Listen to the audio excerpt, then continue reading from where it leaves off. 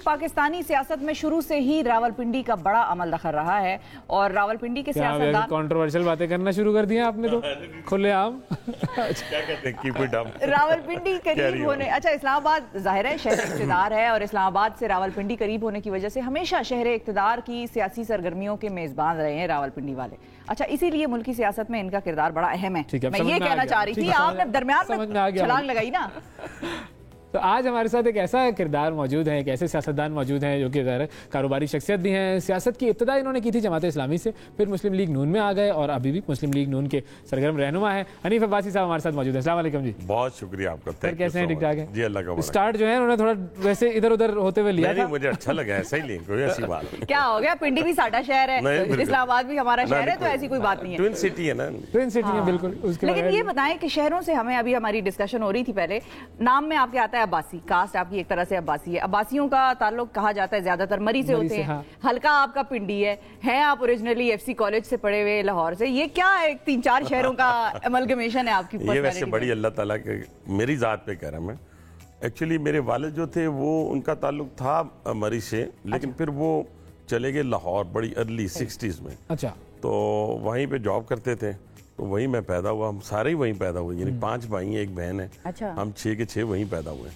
तो लेकिन हम जो 3 माह थे छुट्टियों के, वो बड़ी एहतमाम के साथ हम यहाँ गुजारने के लिए आया करते, हाइकिंग किया करते थे। अच्छा। खानसपुर अयूबिया हमारे घर से 6 घंटे की हाइकिंग थी, तो हम हाइकिंग किया करते थे सारे भाई इकट्ठे, और पूरे 3 महीने का सामान लेके भी आते थे लाहौर से। अच्छा, फुल प्रिपरेशन, खाने पीने का वालिदैन जो वालिद साहब थे वो दे जाते थे, खुद वो उधर ही बेचारे रहते थे, कभी कभी बीच में आ जाते थे 2-4 दिनों के लिए। लेकिन हम सारे जो हैं बहन भाई उधर ही गुजारते थे। फिर FC college, Muslim league high school, Empress road, वहाँ से मैट्रिक किया मैंने। तो फिर 92 में मैं कारोबार की गरज से मैं फिर यहाँ पे आया बोर्ड बाजार में। अच्छा। तो यहाँ पे आके मैंने मेडिसिन का काम शुरू किया। लेकिन मेडिसिन का काम, अभी आपने कारोबारी शख्सियत कहा है, तो इसको अब काट दिया करेंगे। अच्छा। और हमारा कोई नहीं, बस अब वो जो कहते हैं ना घर का खर्चा चलता है उस फैक्ट्री से। और हमारे साथ जिन्होंने काम शुरू किए थे माशाल्लाह वो आज बहुत, एक्चुअली एक वक्त में एक काम हो सकता है। सर सियासतदान के लिए ये चीज अच्छी है, अगर आप आगे कारोबार में निकले तो अच्छी चीज है। ठीक है, लेकिन मैं मुतमईन इसलिए हूँ कि अल्हम्दुलिल्लाह अल्लाह ताला ने मुझे जब मौका दिया as a member national assembly, तो मैंने अपने लोगों के लिए छोटा मोटा डिलीवर किया, बड़े बड़े हॉस्पिटल्स बनाए, मैंने ट्रांसपोर्ट दी, मैंने खेल के मैदान, बिल्कुल स्पोर्ट्स के हवाले से भी बड़ा। मैं बच्चियों का पहला जो फ्लड लाइट क्रिकेट स्टेडियम है, देखो ना यहाँ बैठ के किसी को गालियाँ दे रहे हो तो वो फायदा कोई नहीं उसका। हाँ। क्रिकेट स्टेडियम पहला खवातीन का फ्लड लाइट वकार इंसा कॉलेज में मैंने दिया है। पहला ऑस्ट्रोट्रॉफ, फुल ऑस्ट्रोट्रॉफ फ्लड लाइट के साथ खवातीन का मैंने दिया है, वो भी वकार इंसा में।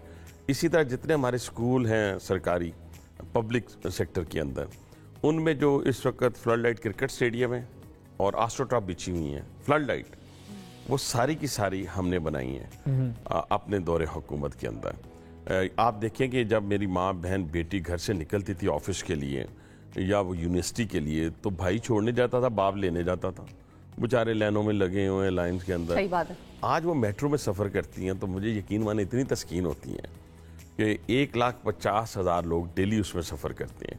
ये प्रोजेक्ट छीन के लाया था मैं, और मैं शहबाज शरीफ साहब को शुक्रगुजार हूँ कि मैंने गुजरते हुए कहा नहीं सर यहाँ पे कार्डियोलॉजी हॉस्पिटल ना बना लें। ये कोई हमारे पास कोई डॉक्टर एसोसिएशन नहीं आई, सिविल सोसाइटी के लोग नहीं आए। ये जो पिंडी में बना है। जी।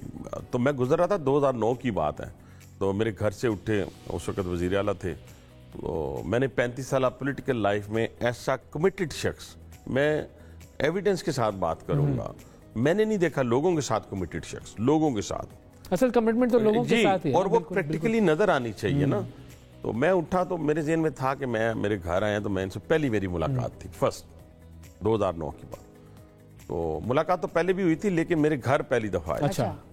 तो मैं निकला तो मुझे रास्ते में कहते हैं कि वो रूट लगने के बावजूद चांदनी चौक स्ट्रक हो गया।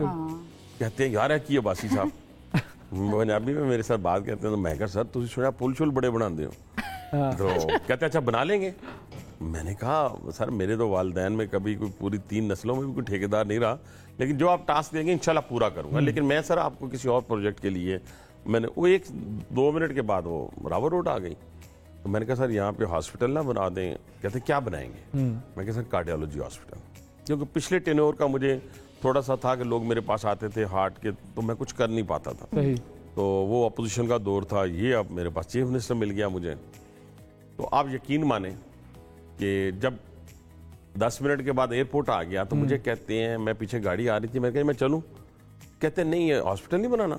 हाँ? बिल्कुल कॉन्सेप्ट ही मैं क्या हॉस्पिटल बनाना है या बच्चों का कोई बात हुई? कहते आप CAP लॉन्च में आ जाए मेरे साथ। मैं चला गया, सेक्रेटरी हेल्थ उसके फवाद थे, उसको फ़ोन किया कि भी आप जाएं और अबाई साहब ने मुझे एक जगह दिखाई है तो आप विजिट करें। देखिए ये वो बातें हैं, एक गंगाराम आज तक जिंदा है, लेकिन उस दौर में MNA MPA chief minister prime minister कौन था किसी को नहीं पता, लेकिन गंगाराम चलता है और गंगाराम का पता है, हमारी बहुत सारी बड़ी पॉपुलेशन को केटर कर रहा है।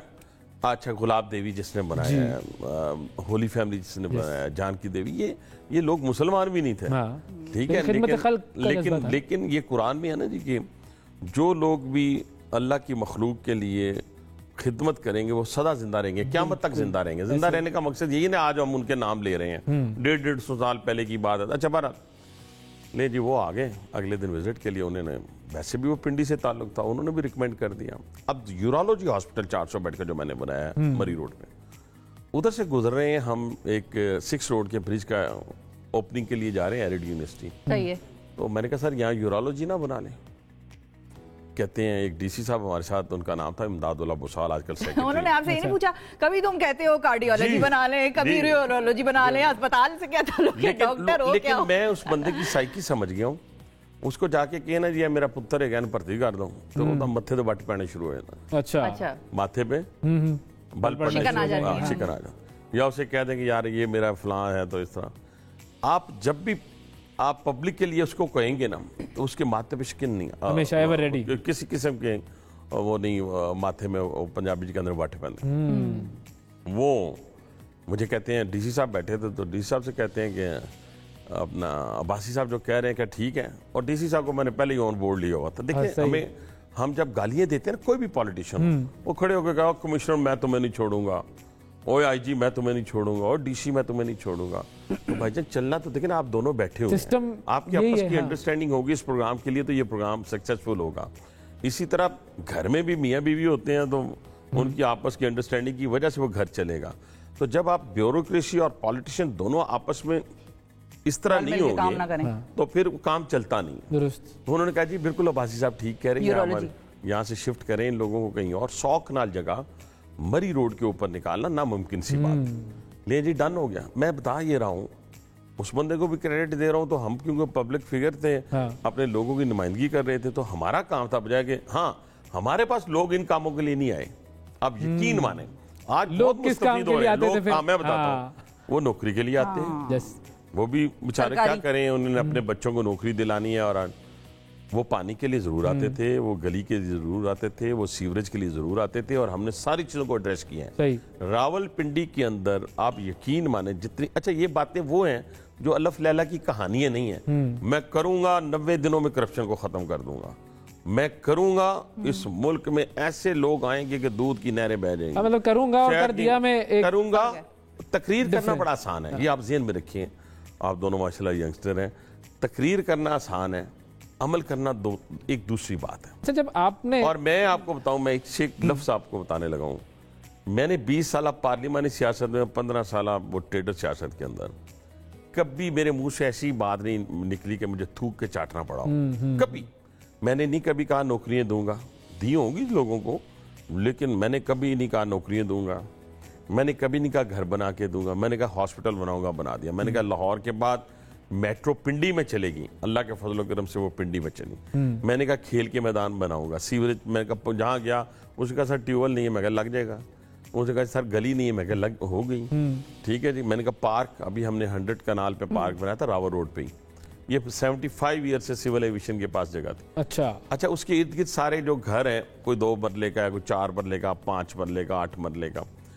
आज वो मेरी माँ बहन बेटी F6 के किसी या F7 के किसी पार्क से ज्यादा खूबसूरत जगह है, वहां पे हमने फुटबॉल ग्राउंड बेल्जियम से इंपोर्ट करके बिछाई है आर्टिफिशियल। अच्छा, वहाँ क्रिकेट ग्राउंड है, वहाँ इंडोर जिम है, आउटडोर जिम है, वहाँ पे बच्चों के झूले हैं, कभी शाम के वक्त वहाँ से अपना पैकेज बनवाएं। इस तरह बच्चे वहाँ पे होते हैं कि आप हैरान हो जाएं। ये हमारी अचीवमेंट है। हमारी अचीवमेंट में ये नहीं है कि मैं 16 दफा वजीर बनाऊं जी।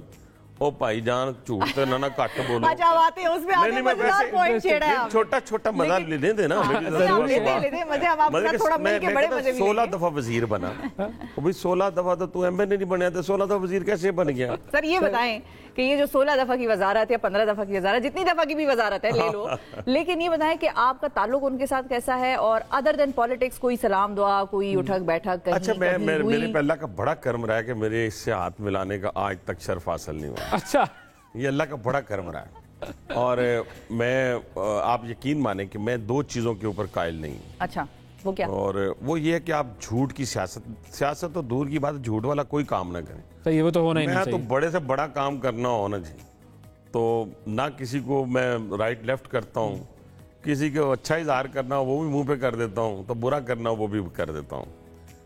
एक शख्स, मुझे क्या जरूरत है मैं बार बार कहूँगा मैं आइंदा से झूठ नहीं बोलूंगा, अब मैं सच बोलना शुरू कर दिया है। ठीक है, हाँ, ये तो इसका मतलब है कि आप खुद अपना माजी दागदार कर रहे हैं। जरूरत नहीं होती, लोग आपको देख रहे हैं, वो पूछ रहे हैं। मैंने भी सियासत पिंडी में की है, खैर वो मेरे से तो 100 साल बड़ा है, मेरे तो उसका मुकाबला उस तरह ना करें। तो मैं वो 85 से कर रहा है। तो मैंने पहला इलेक्शन जो लड़ा जनवरी 2003 में, इनके नेफ्यू थे, इनका पूरा खानदान मुझसे हारा हुआ अल्लाह ताला के फजल करम से। मैं और उसका अल्लाह का करम जरूर शामिल करता हूँ हर बात में, अपने इंसान की कोई हैसियत नहीं होती। तो वो मेरे खिलाफ आगे, इनकी गवर्नमेंट बन चुकी थी, इन्होंने 2 सीटें जीती हुई थी अरूज पे, और इनका पारा भी आसमान से छू रहा था। तो इन्होंने कहा जी, पहले इन्होंने नवाज शरीफ के साथ बदअहदी की, और फिर उसके बाद जब इलेक्शन के लिए आए, खुद federal minister prime minister Jamali साहब वाला जनरल सेक्रेटरी, वो मेरे खिलाफ कंपेन करने के लिए आ गए। मेरे 60,000 थे, इनके भतीजे के 9,000 थे। अच्छा, मैं इलेक्शन जीत गया। मैं ये दूसरी तरफ से जीते हुए थे, एक सीट जो दूसरा हल्का था, दूसरा हल्का, जी जी, दोनों हल्कों से जीत गए थे ना, तो एक छोड़ दिया, वो मैं जीत गया। अच्छा। तो असेंबली में उस वक्त तक अल्लाह के फजलो करम से नहीं आते थे हॉल में, जब तक मैं बैठा होता था। इनको अब्बासी साहब आप लोग बोलने भी नहीं देते थे। आज सादिक ने कितने साल इनका माइक बंद रखा है। सुने तो सही ना। तो वो अब उसके बाद 2008 का इलेक्शन आ गया। अच्छा, सही है। 2008 का इलेक्शन आ गया, ये फिर मेरे सामने आ गए। आगे फिर अल्लाह ताला का करम और लोगों की मोहब्बत थी, कुछ थोड़ा बहुत लोगों के साथ अच्छा सलूक हुआ होगा। आप नेट पे चले जाएं, 80,000 मेरे थे और 11,000 मौसूफ के थे, और पीपल्स पार्टी का जो कैंडिडेट थे उसके ज्यादा थे, उसके 27,000। ये मौसूफ मेरे साथ इलेक्शन लड़। फिर उन्होंने मेरे पे एक कत्ल का मुकदमा करवाया 2005 में पहले। फिर उन्होंने ये वाला जो मुकदमा चल रहा है, इसकी वो पूरी साजिश की। 2012 में मुकदमा हो जाता है। 2013 में इमरान की मेरी अच्छी अंडरस्टैंडिंग थी। वो कैसे? इमरान खान? हाँ। 2003 में ये मेरी कैंपेन करने के लिए आया था शेख के खिलाफ। अच्छा, इमरान खान साहब? हाँ, मेरी स्टेज में मेरे पास तस्वीरें मौजूद है। ओके। मेरे स्टेज पे एक तरफ काई साहब खड़े थे, लेफ्ट साइड पे अपना इमरान खान खड़ा है, और इसने शेख रशीद की ऐसी तैसी बजा दी, मतलब जैसे कहते हैं ईंट से ईंट बजा दी। उसके बाद 2010 तक भी मेरी इसकी दोस्ती, मतलब कायम रही। इसके फादर की डेथ हुई, मैं उसके लिए दुआ के लिए भी गया, खाने शाने भी हम इकट्ठे करते हैं। लेकिन ये है कि फिर 2011 में एक प्रोग्राम मैंने किया था हामिद मीर साहब के साथ। उसके अंदर इनकी जो खराफात थी उनका मैंने जिक्र कर दिया, मेरी इनकी नाराजगी हो गई। फिर 2012 में मुकदमा बन गया। 2013 के अंदर मेरे खिलाफ ये इलेक्शन लड़ने आ गया। प्लानिंग हुई कि शेख हनीफ अब्बासी से नहीं जीत सकता, तो इमरान खान को ले आए। चले जी, ठीक है, पार्टी लीडर भी था। उसमें मैं बस मेरे मुंह से निकल गई, और अल्लाह ताला, मैं समझता हूँ इसके अलावा कोई और बात नहीं थी मेरे इलेक्शन हारने की, क्योंकि ये यंगस्टर के लिए भी, सबके लिए ये एक, मैं समझता हूँ, मिसाल भी, और बंदे को बड़ी एहतियात अल्फाज अदा करते हुए करनी चाहिए। मीर साहब के प्रोग्राम में बैठा हुआ था, उन्होंने कहा सुना है मैंने इमरान खान आपके मुकाबले में इलेक्शन लड़ने आ रहे हैं। अच्छा। तो मैंने तरंग में ना, आज जैसे मैं कहता हूँ अल्लाह का करम इंशाल्लाह, तो मैंने तरंग में था। 2 दफा जमानतें जब्त करवाई हुई थी लोगों की, तो मैंने कहा आने दे, कोई बात नहीं, जमानत जब्त करा देंगे। अच्छा, ना मैंने इंशाल्लाह कहा, ना मैंने अल्लाह का करम उसमें शामिल किया। वो इलेक्शन होता है, हालांकि कोई मुकाबला नहीं था मेरा और इमरान का। मैं सही बात आपको कह रहा हूँ। फिर उसका रिजल्ट मेरी डेवलपमेंट, मैं बताता हूँ, मैं डेवलपमेंट भी करवाई थी लोगों के साथ, मेरा राब्ता भी था, सारा कुछ था। और मुझे मियाँ साहब पूछते भी थे मेहरा लोगे, इवन मरियम भी नहीं, मैं कह जी बिल्कुल आ रहेगा इंशाल्लाह, दूर आ रहेगा। बहरहाल वो जब रिजल्ट आया तो जब मैं 12-1, क्योंकि मैं हमेशा अपनी वाइफ को ना दोनों इलेक्शन, जब मैं 12-1 बजे मैंने फ़ोन करके कहा हमने इलेक्शन जीत रहे हैं, हाँ। तो 12-1 बजे के करीब ना मैंने उसे कहा मैं कहा इलेक्शन हार गए।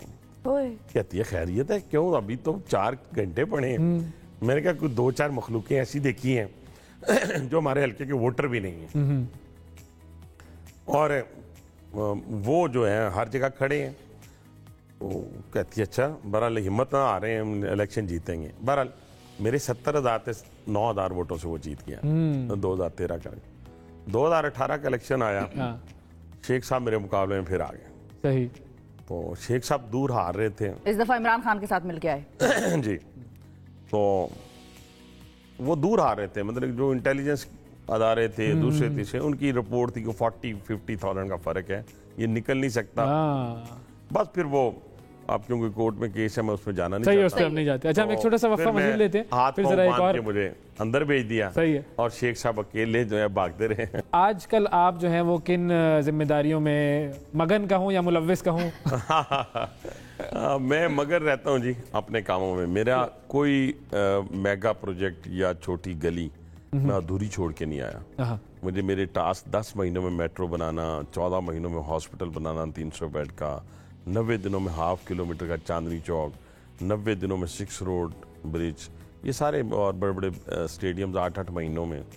तो अभी आजकल ना प्राइम मिनिस्टर ने मुझे जो इस्लामाबाद की आपका ये, जैसे अभी ये आपका 7th एवेन्यू बन रहा है, ये सारे डेवलपमेंट के जितने प्रोजेक्ट्स हैं वो मैं देख रहा हूँ।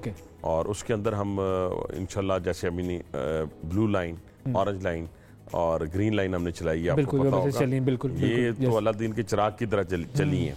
तो इसी तरीके से अब हम 14 रूट्स मजीद अप्रूव किए जहां हम इलेक्ट्रिक बसेस चला रहे हैं। इंशाल्लाह ताला 14 रूट्स हमने अप्रूव कर दिए। अच्छा। इसके अलावा 2000 कनाल पे हम एक बड़ा पार्क बना रहे हैं D12 में, और ये जो IJP रोड है इसको दिसंबर में होगा, न्यू मार्गला रोड है, ये सारी चीजों को मैं लुक आफ्टर कर रहा हूँ, इन प्रोजेक्ट्स को मैं देख रहा हूँ। इन सारी चीजों। और इस वक्त जो ओवरऑल जो इकोनॉमिक सिचुएशन है, इसके हवाले से बड़ी बात हो रही है कि कंट्रोल कर पाए ना कर पाए। दोनों साहब 2 महीने पहले मैंने एक प्रेस कॉन्फ्रेंस की थी, हम पब्लिक रेप है ना, बिजली के बिलों को लोगों ने भरमार मेरे पास लेके आ गए। हाँ, बिल्कुल बड़ा मेरे ड्राइवर ने कहा, मैंने पूछा तेरा बिल कितना आया, उन्होंने कहा 16,000। घर गया तो उसने कहा, मैंने कहा तेरा, वाइफ से पूछा, उसने निचले पोर्शन का 1 लाख, मैं कहा वो तो 60,000 आता था, 65,000। इसी तरह जब मैं अपनी फैक्ट्री में गया, इंडस्ट्रियल स्टेट वालों ने बताया कि जी हमारा जो बिल आता था, फर्नेस वाले ने बताया कि 1.5 करोड़, वो अब 3 करोड़ कुछ आया है। बस मैं फिर भड़क गया, मैं पब्लिक रेप हूँ। हमने प्रेस कॉन्फ्रेंस की और बताया कि मिफ्ता साहब आप ज़रा हाथ होला रखें, क्या कर रहे हैं आप। उसके बाद मैंने ये कहा कि डॉक्टर साहब का कोई कंपैरिजन नहीं है उस वक्त 2 महीने पहले, ये नहीं कि आज। बहरहाल मुख्तसर ये कि वो डॉक्टर साहब आए, आते ही डॉलर भाग गया। उसकी वजह क्या है? डॉक्टर साहब ने अलादीन का चिराग तो नहीं उसमें। अब एक SHO है ना जी, तो वो एरिया में आता है, उसके बारे में मशहूर है कि वो जुआ नहीं होने देता। बिल्कुल। तो लेकिन उसको ये भी पता होता है जुआ हो कहाँ रहा है। हाँ। तो वो वहां हिट करता है जाके। डॉक्टर साहब के पिछले 30 साल का रिकॉर्ड है। डॉक्टर साहब को जो एडमिनिस्ट्रेटिव मेजर्स लेने थे ना, वो पता थे, तो वो बता देते पहले मुफ्ती साहब को कि भाई ये कर लो। ये होता नहीं ना मेरी जान, इस तरह थोड़ी होता कि मैं कह दूं जनाब टीम तो एक है आप मेरी नहीं, मैं जितना मर्जी अपने मेरे साथ, मेरी बात तो सुने ना, मेरे साथ मेरा एक सोशल मीडिया के डिस्ट्रिक्ट का इंचार्ज है इस वक्त, ठीक है ना, मैं उसको जितना मर्जी बता दूं हनीफ अब्बासी नहीं बन सकता। नहीं, मिसाल के तौर पे बाबर आजम है, बाबर आजम आउट हो गया, अब रिजवान आ रहा है, तो रिजवान को आप बताते रहे, वो ऐसी गेंदें करा रहा है, तू ऐसे खेलना। बात तो सुने ना, बाबर आजम रिजवान को बताता रहे, उसको फिर भी कोई फर्क नहीं पड़ना, किसी को फर्क पड़ा। ये मोहम्मद यूसुफ सारी टीम को समझा थक गया, वो मोहम्मद यूसुफ बन सके नहीं, क्या बात करती है। अच्छा, पर वो डॉक्टर साहब आ गए, उन्होंने आने से पहले लोगों को पता था, जैसे बैंकों वालों ने देखे ना जो फ्रॉड किया है, 30-40 अरब रुपया कमाया है, ठीक है। इसी तरीके से आप देखें कि वो जो हुंडी शुंडी वाले थे, बाकी जिन्होंने पास, आप डॉलर इस वक्त अगर 200 आज 21 फिर 21 है ना तकरीबन, तो मैं देने जाऊंगा ना तो 214 में नहीं लेंगे मुझसे। सही है, ये आप जेन में रख लें। लोगों ने डॉलर फेंक दिए मार्केट में, जो घर रखे हुए थे, पाउंड्स फेंक दिए, और इसी तरह यूरो फेंक दिए, और ये वो चीजें थी। देखें, आते ही तो डॉक्टर साहब ने इकॉनमी को कोई आसमान पे नहीं लेके चले जाना था, लेकिन उनके एडमिनिस्ट्रेटर मैयर्स ऐसे हैं। और फिर साथ साथ आप पॉलिसीज, अब देखें ना, वो बंदा, मैं अभी मेरे रिश्तेदारी नहीं है लेकिन अदब और एहतराम का एक रिश्ता ज़रूर मौजूद है पिछले 20 साल से। आप देखें कि वो 3 घंटे, मेरा ख्याल है मैक्सिमम 3 घंटे 4 घंटे वो सोता होगा, उसी तरीके से आज फिर आके लग पड़ा है। और ये इल्ज़ाम, मैं फिर वही कहता हूँ, खुदा के लिए जो होता है ना मुल्क के लिए काम करना, और किसी उसमें आप एहतियात करें, उसमें खुदा के लिए ये मुल्क होगा, हम वज़ीर आज़म बन सकते हैं दोबारा, हम चीफ मिनिस्टर बन जाएंगे, हम MNA बन जाएंगे, MPA बन जाएंगे। ये मुल्क के लिए, मुल्क की सालमियत के लिए आप सारी चीज़ों को, अपनी ज़ाती अना को, गुस्से को खुदा के लिए एक पीछे छोड़ दें। तो अब हम और यहाँ पे लेके चले अब हम इकोनॉमिकली डॉलर नहीं, डॉलर कहाँ तक जाएगा? पहले वो 200 के जो दावे हो रहे हैं वो होंगे डॉलर जो है, मैं फिर अल्लाह ताला को उसके फजल करम को शामिल है हार रखते हुए कहता हूँ कि इस महीने में डॉलर 200 तक चला जाएगा। इस महीने में 200 इस महीने में इंशाल्लाह एंड तक ना 200 तक चला जाएगा। लेकिन डॉलर की जो एक्चुअल मतलब की पोजीशन होनी चाहिए ना, वो 190 उसके आसपास होनी चाहिए। हाँ। इस तरह होनी चाहिए। मतलब जो मेरे पास 200-400 डॉलर पड़े हैं मैं भेज दूं अभी। जिसके पास पड़े हैं आप वो 200-400 डॉलर अच्छा, अभी मैं पूछ रहा था इनसे कि डॉलर का रेट, मैं सुबह क्योंकि 8:30 मेरी मीटिंग थी प्राइम मिनिस्टर से, तो मैं जरा अर्ली उठ के तो उधर चला गया, तो मैं नहीं देख सका, वरना मैं टीवी हर वक्त पता चलता रहता है कितने पे। तो 221 का ये बता रही है। अगर तेरे पास 400 है ना वैसे, तो जा, तेरे से 214 का कोई नहीं लेगा। हाँ, ये तो होगा मसला, ये आप ज़हन में होगा। यस यस, ये आप ज़हन में रख लें कि 214 का कोई नहीं लेगा आपसे। बिल्कुल। और फिर जब इसलिए मैं कह रहा हूँ ना कि जिन लोगों के पास है वो निकालें, से निकाल दें। ठीक है। अच्छा, अब इलेक्शन पे आ जाए बस। फाइनली इलेक्शन कब तक आप देख रहे हैं? और ये जो कॉल, देखिए मेरा पॉइंट ऑफ व्यू ये है, एक तो इलेक्शन इंशाल्लाह ताला अपने वक्त पे होंगे नेक्स्ट ईयर, लेकिन मैं अब ये कह रहा हूँ 2000 सितंबर अक्टूबर में होंगे ना। ठीक है, अगस्त में वजीर आजम बने थे इमरान खान साहब 2018 में, तो उससे पहले का ये सिलसिला जो है सितंबर, अगस्त, सितंबर, जुलाई नहीं, अगस्त, सितंबर। लेकिन मेरा जो पॉइंट ऑफ व्यू है कि 4 करोड़ लोग इस वक्त बेघर हुए हैं सैलाब की वजह से। एक साल की एक्सटेंशन होनी चाहिए। अगर आपने जलसे जुलूसी खेलना है और फिर आके गालियां एक दूसरे को देनी है, तो हुकूमत की, पार्लियामेंट की जो है वो 1 साल की एक्सटेंशन होनी चाहिए। और उससे ये होगा कि कम से कम देखें वो 4 करोड़ लोग चले जाएं। अभी आपने मुझसे, मैं मिस कर गया और आप भी मिस कर गए, मैंने वैसे को बड़ी चीजें भेजी जो आप लोगों हमने एक वन ब्लैंकेट मूवमेंट शुरू की। देखें, अपने हिस्से का काम करें। वो फलां की तरफ, मेरी जिंदगी में ये नहीं हुआ।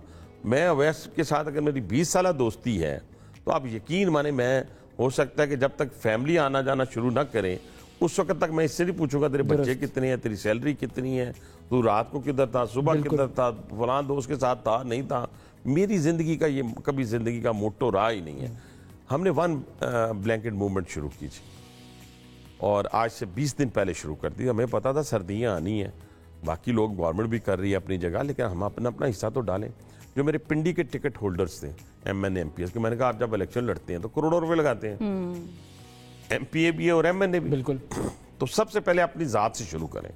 देखिए ना, मैं किसी से ब्लैंकेट मांगने जा रहा हूँ तो मैंने कितने कंट्रीब्यूट किया, मैंने क्या कंट्रीब्यूट किया। अच्छा, आपका कॉन्फिडेंस ही नहीं होगा, मेरा तो होता ही नहीं है। मैं तो बिल्कुल मैं वो बात नहीं कर सकता जिसमें खुद मैं अमल ना कर रहा हूँ। सबसे पहले सब ने 2-2 ट्रक, मेरे जो टिकट होल्डर थे पिंडी सिटी के MNA की और MPA की, उन्होंने दिए, उन्होंने पैसे।